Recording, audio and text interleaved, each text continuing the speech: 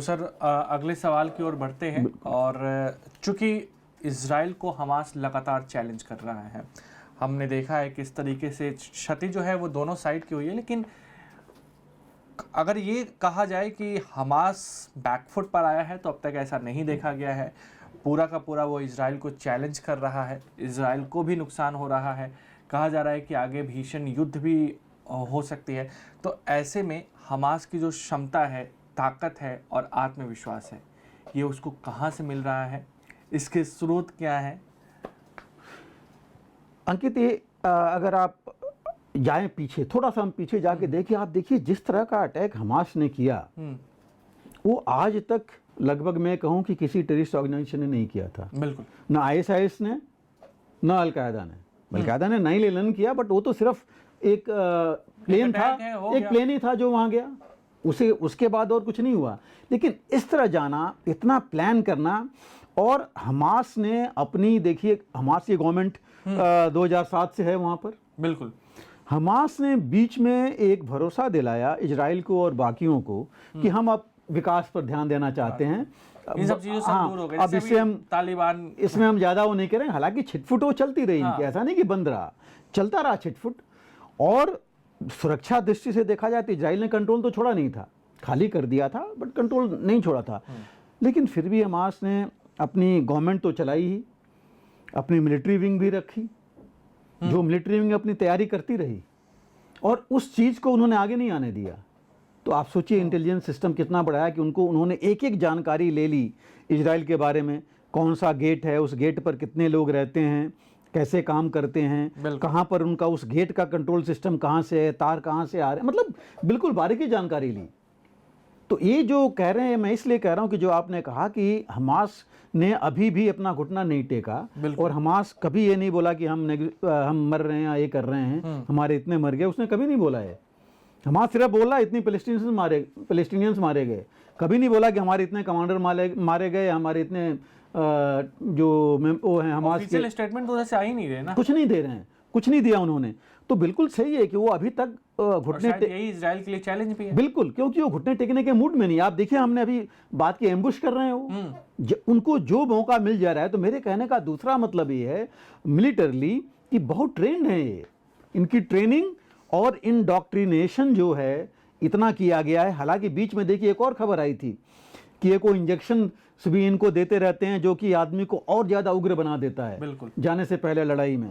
और जो उन्होंने कृत्य किए वो लोगों का कहना ये है, जो कुछ रिपोर्ट्स आ रही थी, कंफर्म तो कोई नहीं कर रहा, बट ये कहा जा रहा है कि ऐसे इंजेक्शंस मौजूद हैं। वो पहले आईएसआईएस या अलकायदा भी इस्तेमाल करते थे, खास करके सुसाइड बॉम्बर्स के लिए। वो चीज़ें इन्होंने इस्तेमाल किया जो लोग गए थे 7 अक्टूबर को इजराइल में।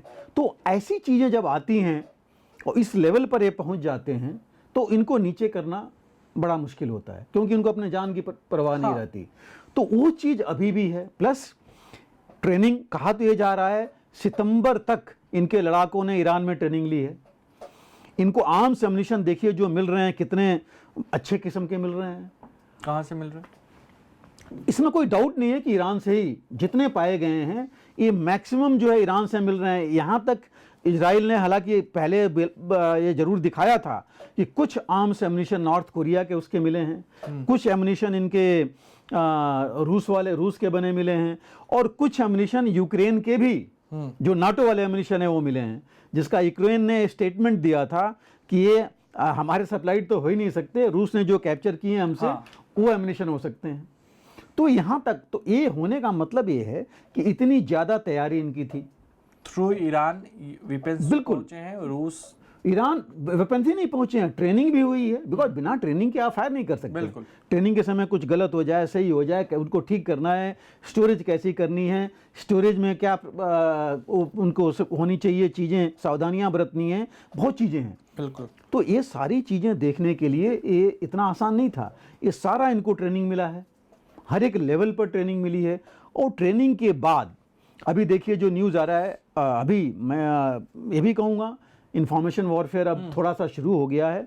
इजराइल दिखाया जा रहा है कि इन्होंने इतना ये सब किया है, उनके वीडियोज़ लेकर के अब इजराइल जारी कर रहा है कि उन्होंने कैसे 7, 8, 9 में क्या क्या किया, 7 तारीख को, 7 अक्टूबर को औरतों बच्चों के साथ, और जो बाकी चीज़ें थीं इन्होंने। और अभी हमास के कमांडर अभी तक आके बोले जा रहे हैं कि अभी तो बहुत कुछ बाकी है, हम जो है और बहुत ज़्यादा इजराइल को नुकसान पहुंचाएंगे।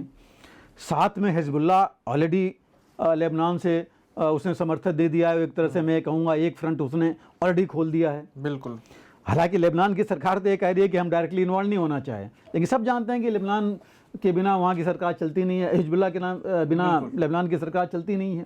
यमन से देखिए हूती विद्रोही मिसाइल फायर कर रहे हैं और डायरेक्ट इन्वॉल्व हो चुके हैं। बिल्कुल। देखिए आपने मिसाइल फायर कर दिया तो और मिसाइल कहाँ से आएगा उनके पास? बैलिस्टिक मिसाइल है, ये बैलिस्टिक मिसाइल कहाँ से आएगी? हालांकि मार गिराया उस बैलिस्टिक मिसाइल को इन्होंने। एरो 3 अपनी एंटी मिसाइल इजराइल ने करके पहली बार इस्तेमाल किया है मिसाइल, और इनको करना पड़ा क्योंकि ऐसी जो है सुरक्षा की जरूरत थी। तो हम उधर से हौती वाले आ गए हैं, सीरिया उसी के थ्रू आ रहे हैं। तो ये जो चीज़ें हो रही हैं, यमन से हौती आ रहे हैं और सीरिया से भी जो है वहाँ पर ये चल रहा है। सीरिया भी इन्वॉल्व हो रहा है। हाँ, डायरेक्टली तो कोई नहीं आया, डायरेक्टली अभी नहीं आया, बट थ्रेट तो है। ईरान भी देखिए, ईरान पहले डायरेक्ट था, लेकिन अब ईरान डायरेक्टली मेरे इस ख्याल से नहीं आना चाहता, इन्वॉल्व नहीं होना चाहता। ईरान ने धमकी जरूर दे रहा है कि हम और ज़्यादा दिखाएंगे। तो ईरान को क्या अमेरिका वाली चिंता है? देखिए बिल्कुल चिंता है, बिल्कुल चिंता है अमेरिका की, बिल्कुल चिंता, इसमें कोई दो राय नहीं है। देखिए उसके आसपास अमेरिका के बहुत बेसेज हैं, और लेटेस्ट अभी पर्शियन गल्फ में अमेरिका की चली गई है नेवल शिप, मेडिटेरेनियन में ऑलरेडी है, रेड सी में ऑलरेडी है, और 12 जो देश हैं मिडिल ईस्ट के, बहरीन से लेकर के और इजिप्ट, सीरिया, लेबनान, आप सऊदी, अपना यूएई, जॉर्डन, इजिप्ट, सब में अमेरिका के बेसेस हैं। कतर में अमेरिका का देखिए बेसेज हैं, स्पेशल ऑपरेशन कमांड का बेस है, 5th फ्लीट, 6th फ्लीट सब उधर ही हैं। अमेरिका के 5th फ्लीट का हेडक्वार्टर बहरीन में है। तो इतनी बड़े ट्रुप्स के साथ, और अमेरिका ने देखिए एक और चीज़ थी, मैं हम लोग जो डिले किया ग्राउंड ऑफेंसिव, ज़मीनी युद्ध, अमेरिका अपने आप को मजबूत करना चाहता था। उसने पैट्रियट मिसाइल्स की कई बैटरीज ले आके डिप्लॉय कर दी हैं वहाँ पर। उसने IDF जो इनके स्पेशल फोर्सेज आ गई इजराइल में, उन्होंने उसकी जो UAVs हैं, ड्रोन्स, वो जो है चल रहे हैं इनको इंटेलिजेंस गैदरिंग के लिए। और अभी देखिए सीरिया में एक मार गिराया गया ड्रोन, जिसमें कहा गया कि UAV था इनका, अमेरिका का, कि भाई ये तो इंटेलिजेंस वो कर रहा था, हम इसको मार गिराए हैं। तो ये चीज़ आ गई है काफ़ी। तो अमेरिका भी मजबूत, अपनी स्थिति मजबूत कर ली है, और ईरान को लगा कि डायरेक्ट कन्फ्रंटेशन में तो मुश्किल हो जाएगा। होड़ क्या मची है देखिए इसमें, अरब देशों में कौन अरब देशों का लीडर बने। अमेरिका कुछ और कोशिश कर रहा था, वो आप देखिए UAE और सऊदी अरेबिया को लेकर के, मिला करके, और इजराइल के साथ मिल करके उनको लीडर बनाने की कोशिश कर रहा था। टर्की जो है अपने आप में लीडर बनना चाहता है, लेकिन एक बात आपको ये भी देखनी पड़ेगी, टर्की ही है जो कि नाटो मेंबर है। हाँ, वहाँ पर भी अमेरिका का बेस है, काफ़ी बड़ा बेस है। कहाँ, यहाँ तक कहा जाता है कि वहाँ पर अमेरिका का B-61 जो न्यूक्लियर बॉम्बर है वो भी वहाँ पर पोजीशनड है। तो काफ़ी बड़ा बेस है, लेकिन वो जो है समर्थन में आ गया है इसके, इजराइल का विरोध कर रहा है और हमास का समर्थन। और इसके साथ बाकी जो देश हैं आप देखिए, छोटे मोटे और छोड़िए, पाकिस्तान भी उसमें समर्थन करके आ गया है। तो अब ये पाकिस्तान, तो इंडिया में भी कुछ लोग हैं जो समर्थन कर रहे हैं। देखिए वो तो है, आप तो देखिए अमेरिका, इंडिया में क्यों, USA में लोग कर रहे हैं, UK में, जर्मनी, इटली, देखिए वहाँ पर जितने इन्होंने सो कॉल्ड शरणार्थी और बाकी लोगों को बुलाते गए हैं, वो सब अब खड़े हो रहे हैं वहाँ पर। तो मुश्किल तो वहाँ हो रही है। आप देखिए अमेरिका में क्या हुआ परसों, एक सीनेटर जिसने पैलेस्टीन के समर्थन में बोला कि वहाँ हो रहा है और क्या है, वहाँ पर वहाँ की आवाज़ नहीं सुनाई पड़ रही है, उसको बाकी 101 सेंटर्स ने उसको वो कर दिया, अपना सेंसर किया वहाँ पर। तो ये आवाज़ तो उठ रही है बिल्कुल वहाँ भी, लेकिन अरब वर्ल्ड में एक नहीं है, हर एक चीज़ चाहता है कि कैसे हम ये करें। और देखिए आज ही वहाँ मीटिंग भी हो रही है इसकी, अरब कंट्रीज़ की, वो भी किस में हो रही है, इसमें सऊदी अरेबिया में हो रही है, जेदा में लोग इकट्ठे हो रहे हैं इसी के ऊपर। तो ये एक चीज़ है जो कि वहाँ चल रही है। और ये सपोर्ट जो हमास को मिल रहा है उससे उसका मनोबल कम होने की जगह बढ़ रहा है। चाहे डायरेक्ट मिले या इनडायरेक्ट मिले, चाहे डायरेक्ट मिले इनडायरेक्ट मिले, मिल रहा है ये सपोर्ट मिल रहा है। और एक देखिए सिर्फ सपोर्ट से नहीं होता, सपोर्ट के साथ उसको पैसे तो सब देते रहे हैं पहले, हाँ। इजराइल भी देता रहा है, तो मैं मॉनेटरी सपोर्ट तो मिलता ही रहा है, बहुत है उसके पास।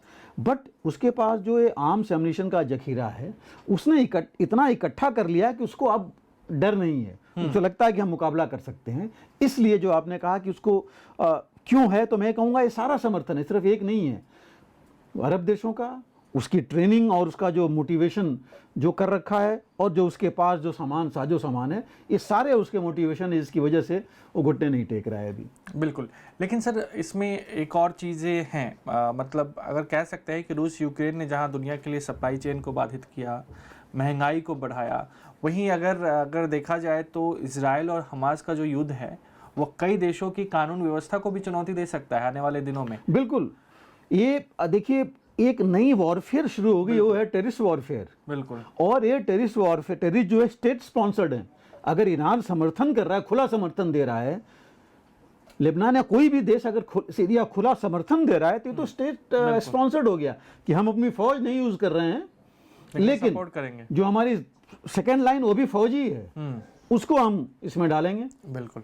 लेकिन ये एक जगह नहीं है, आप ये देखिए कि रूस में क्या था, चेचनिया से वो सब आए थे लड़ने के लिए, और फेमस इनका था जो इनके साथ जिसको उन्होंने खुद ही मार गिराया उसमें, जो एयरक्राफ्ट क्रैश में। बिल्कुल। तो ये तो ग्रुप्स थे, लेकिन यहाँ पर तो, वहाँ तो फौज भी थी रूस की, लेकिन यहाँ तो किसी की फौज नहीं है।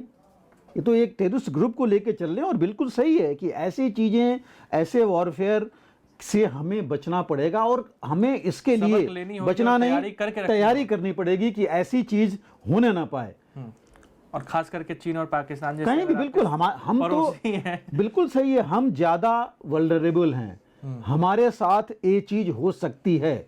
इसके लिए हमें हर तरह से तैयार रहना पड़ेगा। और जितनी एजेंसीज हैं, पहले जब हम कहते थे कि फौज है, सिर्फ फौज से ही कहने से नहीं होगा, जितनी बाकी सुरक्षा एजेंसियां हैं और आम नागरिक को भी कि भाई ये आदमी है, ये है कौन जो आ रहा है हमारे पास। आपने देखिए इजराइल ने 18,000 पैलेस्टीनियंस को वर्क परमिट दिया था 6 साल पहले, सिर्फ इसलिए कि ठीक है आगे काम करें, उनको खुला छोड़ दिया।